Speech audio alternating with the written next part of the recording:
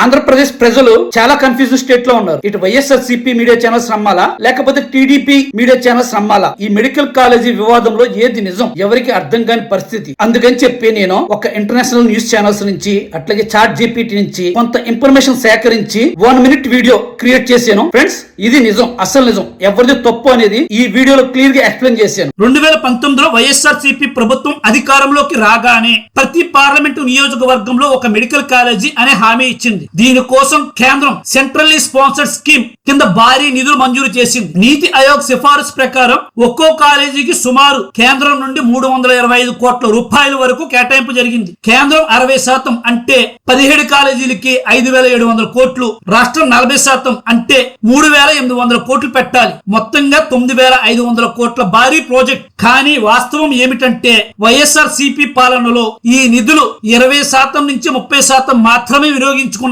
మిగిలినవి ప్రాజెక్టులు నిలిపివేయడంతో ల్యాప్ అయింది. ల్యాప్ అంటే దాని అర్థం యూటిలైజ్ చేసుకోకపోవడం వల్ల సెంట్రల్ గవర్నమెంట్ నిలిపేస్తుంది. దానికి కారణాలు ఎందుకు ఇలా జరిగింది? పాయింట్ 1, అతిపెద్ద ప్రాజెక్టు ఒకేసారి ప్రకటించడం. అంటే ఇన్ఫ్రాస్ట్రక్చర్, ఫ్యాకల్టీ, నిధులు లేని పరిస్థితులు ఒకేసారి 17 కాలేజీల్లో ప్రారంభించడం వల్ల ఎక్కడ పనులు పూర్తి కాలేదు. పాయింట్ 2, కాంట్రాక్టర్ల ఆలస్యం. అంటే కొన్ని టెండర్లు చివరి దశలోనే నిలిచిపోయాయి. పాయింట్ 3, ప్లానింగ్ లోపాలు. ఆసుపత్రులు, ల్యాబ్లు, లైబ్రరీలు, హాస్టల్ భవనాలు సిద్ధం కాకుండానే కాలేజీలు ప్రారంభించాయని చూపించారు. ఫ్యాకల్టీ నియామక లోపం. అవసరమైన ప్రొఫెసర్లు, డాక్టర్లు లేకపోవడంతో national medical commission LOP list of permission అనుమతి ఇవ్వలేదు.